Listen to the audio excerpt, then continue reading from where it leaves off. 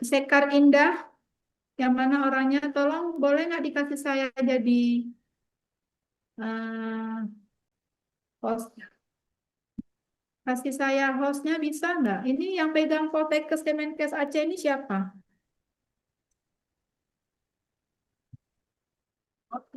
Oke, sip, thank you. Oke ya, ya saya tutup roomnya, saya tutup. Oke, ya sudah saya tutup. Semuanya open kamera, please. Saya mau absen.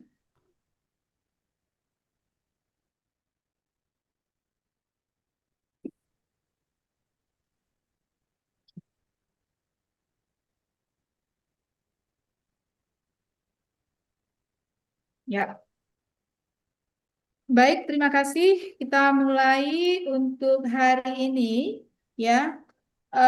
Mata kuliah psikologi. Tapi sebelum saya lupa, ya, sebelum saya lupa. Ada informasi untuk mata kuliah ASKEP berkebutuhan khusus yang mengajarkan di sesi pertama adalah Bu Eka, ya, Bu Eka Sri Rahayu. Jadi nanti hari Senin atau hari apa itu jadwalnya, silakan hubungi Bu Eka terlebih dahulu. Ya, setelah selesai Bu Eka masuk dengan materi-materinya, baru saya yang masuk untuk sesi kedua. Seperti itu, ya. Em, Ya, baik. Gimana kabarnya semua? Sehat? Alhamdulillah sehat, Bu. Sehat, Bu. Alhamdulillah sehat Sehat, Bu. Bu. Semangat ya. Tetap semangat ya. Alhamdulillah sehat, Bu. I'm happy, benar. Masya Allah, Alhamdulillah. Oke, izin saya akan share untuk materi kita yang kedua pada hari ini adalah terkait dengan konsep perilaku. Ya, apakah bisa terlihat slide-nya? Bisa, Bu. Bisa Bu. Ya, oke. Ya. Nah, Eh, kalau kita bicara tentang perilaku, eh, ini sangat erat kaitannya tentang eh, karakteristik seseorang, ya, tentang karakter. Kalau udah bicara tentang karakter, tentunya ini terkait dengan ilmu psikologi, ya. Nah, perilaku tidak mudah dirubah, ya. Kita susah merubah perilaku, tapi bisa nggak dirubah? Bisa, bisa dirubah.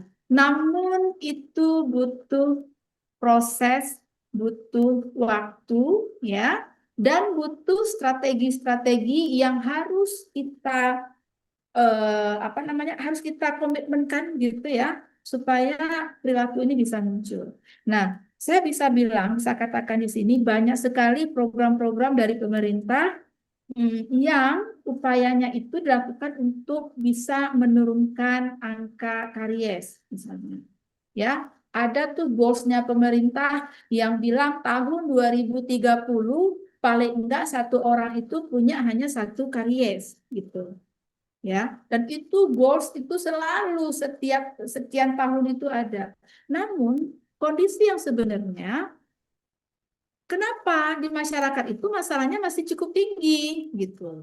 Masih tinggi masalah-masalah di masyarakat itu ya terkait dengan kesehatan dan mulut. Padahal pemerintah itu sudah melakukan berbagai macam upaya gitu ya. Nah, ini tentu terkait dengan apa? Dengan ya mungkin upaya yang dilakukan itu belum maksimal, belum melakukan pendekatan sesuai dengan karakteristik serta kebutuhannya masyarakat.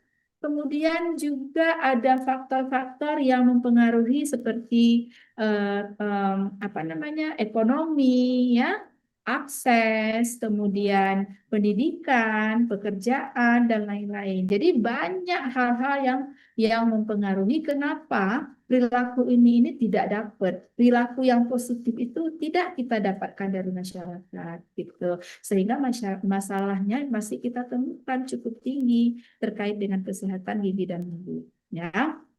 Nah, kita lihat batasan dari perilaku atau behavior itu terkait dengan aspek biologis serta stimulus dari organisme, ya. Stimulus dari organisme respon. Ya, nah kita lihat ada dua jenis respon. Ada respon yang respon repulsif, yaitu respon yang ditimbulkan oleh stimulus tentang electing stimuli. Jadi bagaimana seseorang itu ya merespon ya dengan apa yang udah kita berikan. Jadi harapan kita kita memberikan edukasi ya kepada masyarakat. Ya, jadi kita merangsang mereka dengan ilmu-ilmu yang kita kasih, dengan pendekatan yang kita berikan, ya, bagaimana kita merangsang mereka dengan itu, kemudian kita melihat bagaimana respon mereka. Tentunya respon yang kita harapkan adalah respon yang positif dengan apa yang sudah kita lakukan, gitu ya. Nah, jadi harapan kita supaya mendapatkan respon yang positif itu, tentunya yang kita berikan itu adalah dasarnya kebutuhan. Apa yang mereka butuhkan, apa yang mereka inginkan, yang dasarnya adalah masalah gitu. Jadi kalau kita mau tahu apa kebutuhan mereka, tentunya kita harus cari masalah dulu, ya. Apa yang muncul, ya kasus-kasus apa yang muncul di masyarakat terkait dengan kesehatan gigi dan mulut. Oh, mungkin ternyata kariesnya masih cukup tinggi. Kemudian status kebersihan gigi dan mulutnya juga masih buruk ya. Kemudian perilakunya masih tidak bagus. Nah, dasar masalah itu kita cari alternatif pemecahan masalah supaya kita bisa memberikan treatment, bisa kita berikan implementasi sesuai dengan kebutuhan mereka. Karena kalau kita memberikan implementasi yang tidak sesuai kebutuhan mereka, ini kemungkinan besar tidak akan muncul partisipasi dari masyarakat. Karena mereka menganggap waduh, saya nggak punya karies. Kenapa mereka bicara tentang itu? Sedangkan saya punya problemnya adalah ini. Seharusnya mereka bicara tentang ini. Jadi terjadi penolakan dari masyarakat. Kecuali ibu-ibu, bapak ibu yang ada di sini bilang, ibu siapa yang hadir? Ya, siapa yang hadir di sini dapat kosmos. Ya, itu penting nggak penting mereka akan datang. Butuh nggak butuh mereka akan datang. Karena apa? Bapak Ibu memberikan positive reinforcement yang memang menarik untuk mereka. Ya, kita nggak nyalahin masyarakat karena memang masyarakat identiknya seperti itu. Apa manfaat buat saya? Apa yang akan diberikan buat saya kalau saya itu datang? Gitu. Ya, saya nggak bilang jauh-jauh ya, saya nggak bilang di Padang atau di mana, di Aceh sendiri, efek after tsunami, ya. Setelah tsunami itu banyak sekali NGO yang datang, ya, LSM lokal, nasional, internasional, NGO itu yang datang, yang ngasih proyek, bahkan ngasih cuma-cuma, ngasih bantuan. Jadi mereka dikumpulkan, kasih kompor, kasih ini, kasih itu. Mereka terbiasa dengan itu, masyarakat kita. Ya, kemudian saya ingat ada salah satu proyek dari mana, saya lupa, NGO luar, yang menggunakan istilah satu hari bekerja, satu hari dapat uang, gitu ya. Jadi mereka kerja dalam satu hari, mereka dibayar cukup mahal itu. Ya, kemudian belum lagi mereka dapat berupa barang dan lain-lain. Jadi masyarakat kita sudah dibiasakan seperti itu. Nah, sampai saat ini, ketika kita minta mereka untuk datang, ya, ibu-ibu, bapak-bapak, silakan nanti ya tanggal sekian datang ya ke apa musola ya, ke ruang pertemuan untuk kita berikan edukasi. Terus mereka akan tanya, apa yang kami bisa dapat untuk itu? Nah, ini menjadi tantangan buat kita nih, tenaga kesehatan. Ya, menjadi tantangan sekali. Gitu. Jadi, oke, kita nggak punya uang untuk itu. Tapi paling tidak, ketika kita udah ngumpulin masyarakat, paling tidak itu konsumsi itu harus ada. Itu. Dan itu masyarakat udah senang. Apalagi yang kelola itu masyarakat, gitu ya. Mereka akan senang sekali. Jadi hal-hal seperti itu harus kita pertimbangkan supaya bisa mendapatkan respon dari masyarakat. Jadi jangan memikirkan perspektifnya kita aja, jangan memikirkan kepentingan kita aja. Bagaimana proyek ini bisa jalan, partisipasi masyarakat bisa dapat, ya. Kemudian kegiatannya bisa dilaksanakan sesuai dengan perencanaan, tujuannya bisa dicapai. Hal-hal seperti ini harus Anda pertimbangkan. Gitu. Ya. Hal yang kecil lagi misalnya, yang kecil tapi penuh dengan sangat berefek ya. Misalnya Anda tiba-tiba bikin project ke masyarakat, bikin program ke masyarakat, mau edukasi masyarakat ya. Anda tidak berkoordinasi dengan pihak desa, tiba-tiba datang, Pak, tolong siapkan gedung pertemuan, kami teman-teman mau ngasih edukasi ya, pagi hari gitu. Terus Anda udah datang, diumumkan, nggak ada satupun yang datang. Nggak ada satupun yang datang, karena nggak ada koordinasi. Seharusnya kita sebagai pembuat proyek harus tanya dulu nih ke Pak Kecil sebagai pintu yang pertama kita ketuk gitu. Pak, ini gimana ya? Kita mau bikin program, kira-kira menurut Bapak kapan nih kita buat? Oh, jangan pagi ya, karena apa? Masyarakat di sini rata-rata yang laki-laki kerjanya itu nelayan. Ya, pergi subuh, pulangnya maghrib. Yang perempuan berkebun, kata Pak Kecilnya. Yang naik gunung pagi, ya, pulangnya sore. Kan berarti kok Anda bikin pagi sore kan nggak ada orang. Ya, jadi apa? Buatlah malam hari, kata Pak Keciknya. Insya Allah biasanya masyarakat setiap habis sholat isya mereka akan kumpul. Nah, ini hal-hal yang kecil, namun Anda perlu koordinasikan supaya program ini bisa jalan, supaya respon ini bisa kita dapat. Ya, bisa dipahami ya Bapak Ibu semua ya? Ya, baik. Kemudian ada operan respon atau instrumental respon, di mana respon yang timbul dan berkembang kemudian diikuti oleh stimuli-stimuli lainnya, gitu. Jadi kita berharap edukasi yang kita berikan itu tidak hanya cukup dengan itu saja. Kita berharap masyarakat ini setelah mendapatkan edukasi dari kita, masyarakat ini ada termotivasi untuk mencari tahu gitu.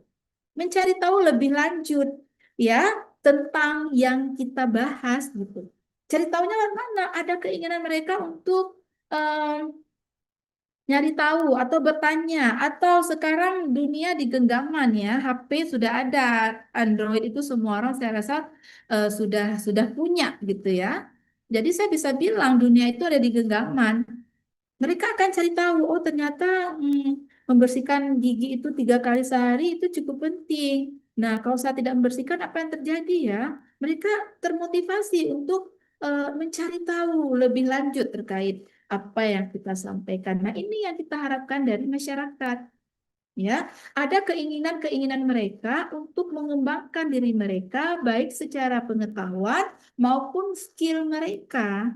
Ya, kita harapkan mereka mandiri, kita harapkan mereka menjadikan ilmu yang kita kasih itu diimplementasikan di dalam kebiasaan dia sehari-hari. Yang dulunya nggak pernah sikat gigi malam, ya sekarang karena udah tahu dari kita, kemudian mereka mencari tahu, ya mereka sadar, kemudian mereka itu berkembang untuk menerapkan itu di dalam kehidupan sehari-harinya. Ya, kalau sekarang ini mungkin kalau kita ya di dalam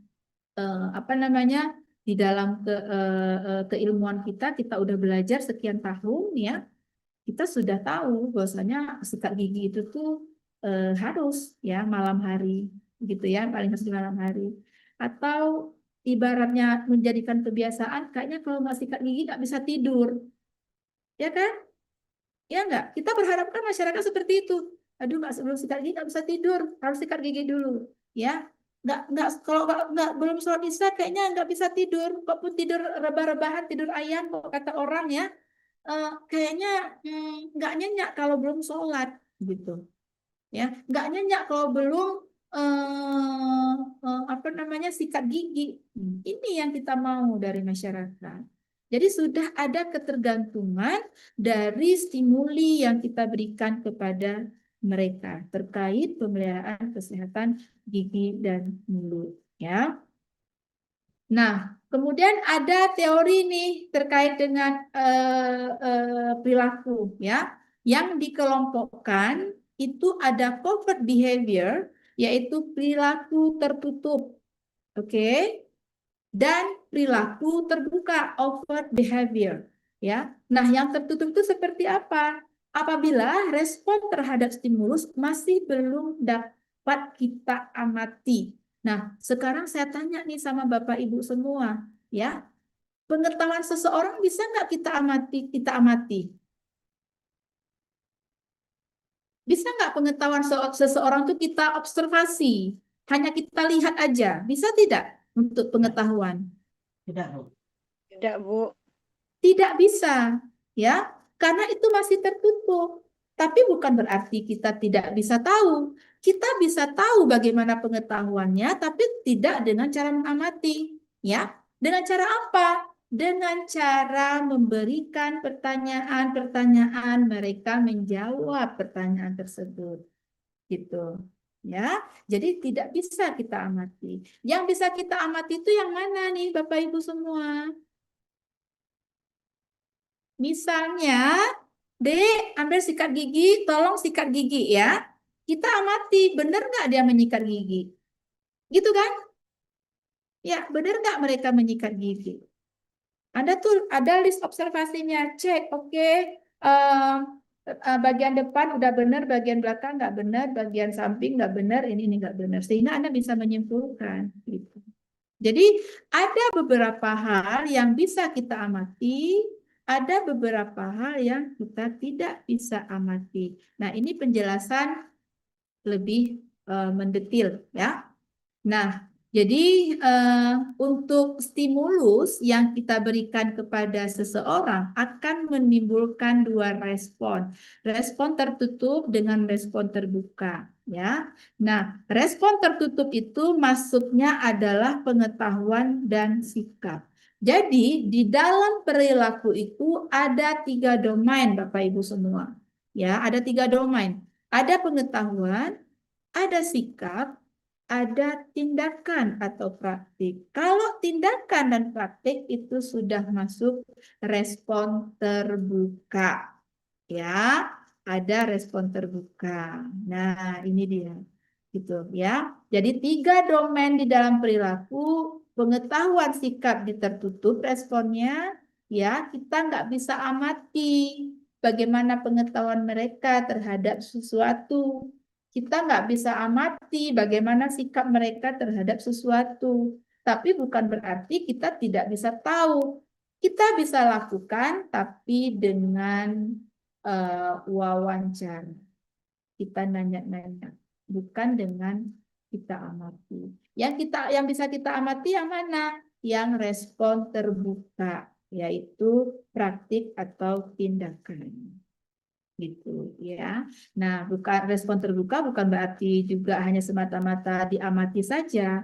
Dia bisa juga kita wawancara. Namun nanti pertanyaannya atau pernyataannya akan berbeda antara pertanyaan pengetahuan, pernyataan sikap, dan pernyataan praktik. Nah, nanti saya akan ajarkan. Ini harus Bapak Ibu pahami karena apa? Ini sebentar lagi, nggak lama lagi ya, Bapak Ibu ini akan nyusun skripsi.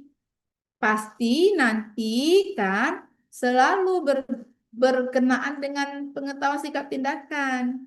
Ya, sehingga ini tolong informasi yang dari saya ini tolong didengarkan baik-baik dan dipahami. Ya. Nah, ilmu-ilmu dasar perilaku ini terkait dengan sosiologi, terkait juga dengan antropologi, terkait juga dengan psikologi ya. Jadi ilmu perilaku yang kita pelajari ini kita melihat perspektifnya psikologi. Nah, perilaku kesehatan itu tadi secara umum ya, perilaku ya secara umum. Nah, sekarang bagaimana dengan perilaku kesehatan? Perilaku kesehatan adalah respon seseorang terhadap stimulus atau objek yang berkaitan. Baik sehat, sakit, penyakit, faktor yang atau faktor-faktor yang mempengaruhi. Nah, sekarang saya tanya lagi nih sama Bapak Ibu di sini. Menurut Bapak Ibu, sehat itu seperti apa?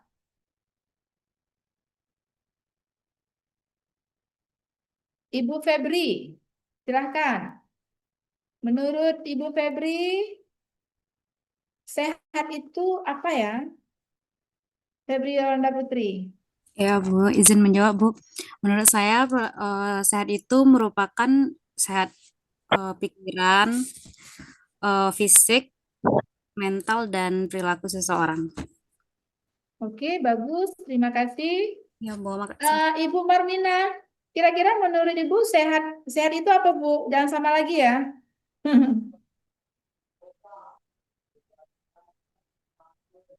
Yang tadi itu teori, Bu. Nah, mungkin ada nggak sehat menurut Ibu sendiri?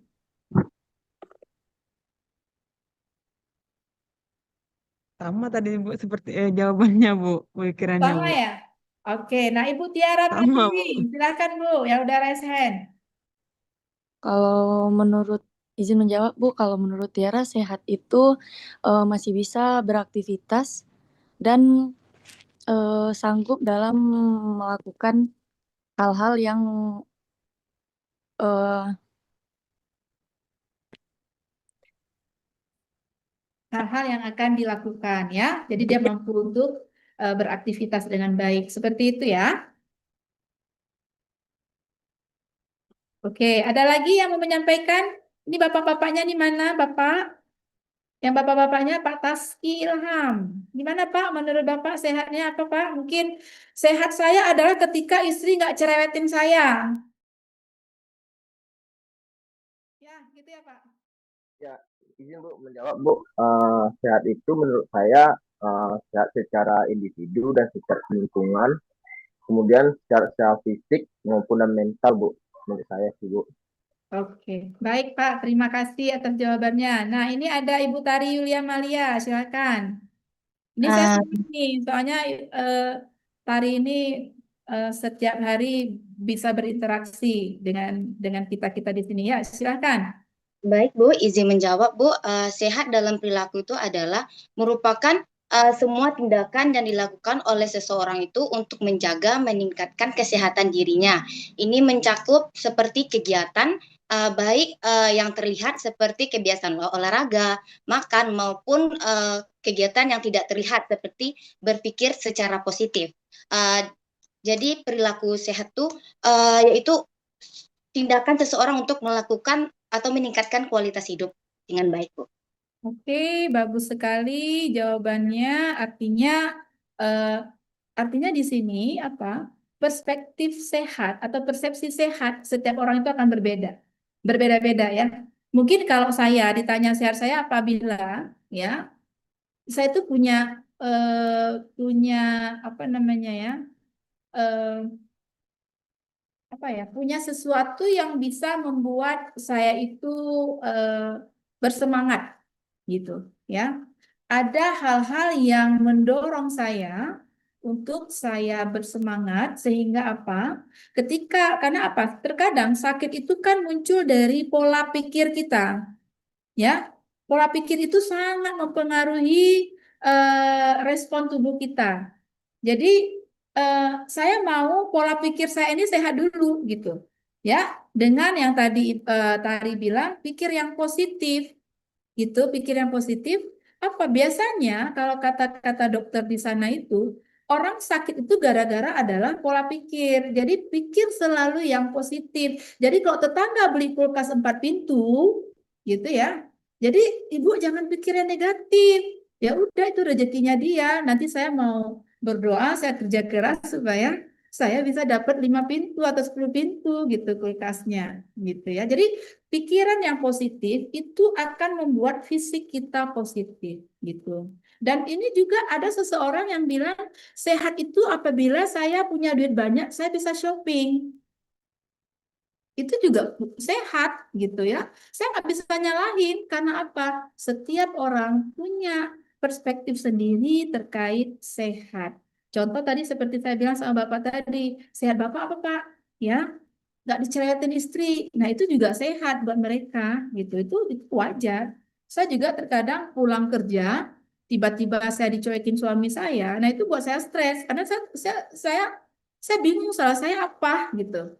Ya, nah akhirnya stres mikir, akhirnya udah sakit kepala, udah begini, udah nggak nafsu makan. Ya, mak kan seperti itu ya, belum lagi ngurusin anak gitu ya. Nah, jadi sehat sakit ini ya itu merupakan respon seseorang.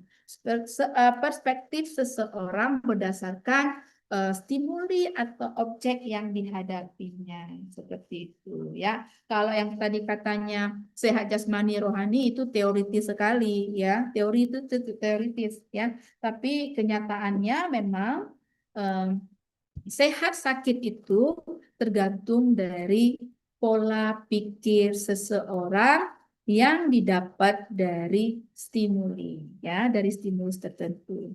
Nah, ini ada klasifikasi perilaku kesehatan oleh si Becker, meskipun ini udah lama sekali ya, namun ini masih relevan untuk digunakan secara teori. Ada healthy behavior, itu artinya aktivitas yang berkaitan ya, yang berkaitan dengan upaya mempertahankan dan meningkatkan kesehatan.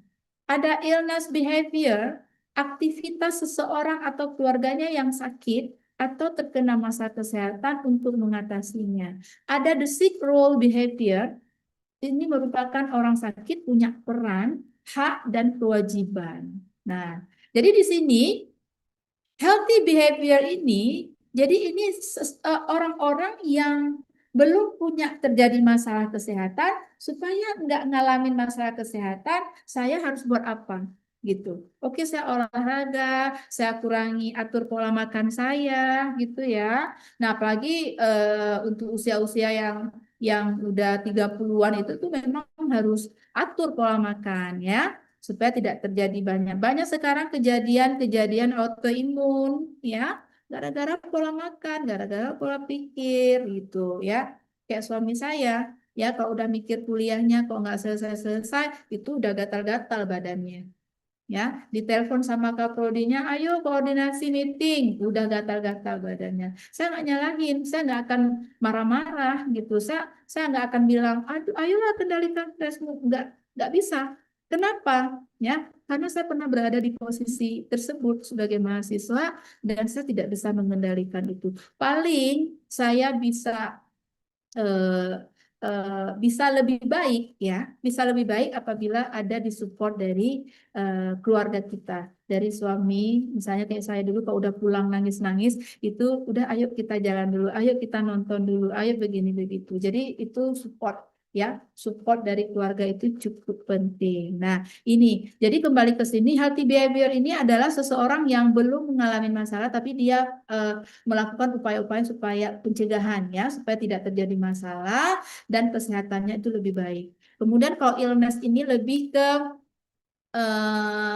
orang-orang yang sudah mengalami permasalahan, kemudian mereka mencari tahu bagaimana untuk bisa mengatasi masalah kesehatan tersebut, baik untuk dirinya sendiri maupun keluarganya. Kemudian yang satu lagi, the sick role behavior, itu adalah di mana orang yang sakit itu kita harus berikan, mempunyai hak untuk mendapatkan pelayanan kesehatan oleh kita, ya, tidak boleh membedakan. Jadi pasien kita itu adalah orang yang sama, ya, nggak boleh rasis ya Bapak Ibu ya. Jadi jangan sampai nanti yang kaya kita layani dengan benar, yang miskin ala kadar gitu ya, yang non-Islam misalnya kita lihat dalam segi agama, oh jangan, ini non-Islam atau ini bukan Kristen, ini tidak boleh ya, tidak boleh. Miskin, kaya, hitam, putih ya, perbedaan keyakinan itu tidak pernah boleh kita masukkan ke dalam konsep pelayanan kita ya. Kita hanya melihat satu klien, melihat satu pasien bahwa mereka berhak mendapatkan pelayanan kita yang sama ya, dan kita wajib bertanggung jawab untuk memberikan hak itu, memenuhi hak tersebut. Nah, ini ya untuk klasifikasi perilaku kesehatan. Kemudian nah, ini yang saya bilang tadi, domain perilaku ada 3, ada knowledge, ada attitude. Knowledge itu pengetahuan, attitude adalah sikap, ya, dan praktis. Praktis itu adalah tindakan. Ini 3 domain ini. Nanti penelitian Anda nggak jauh-jauh dari ini, lihatlah. Semua rata-rata pengen lihat nih penelitiannya terkait dengan perilaku, ya. Nah, masing-masing domain ini punya tahapan-tahapannya ya Bapak Ibu ya. Ya, seperti di knowledge, di pengetahuan, itu biasanya itu ada level tahu dulu. Mereka tahu itu level terendah. Mereka tahu, ya, tahu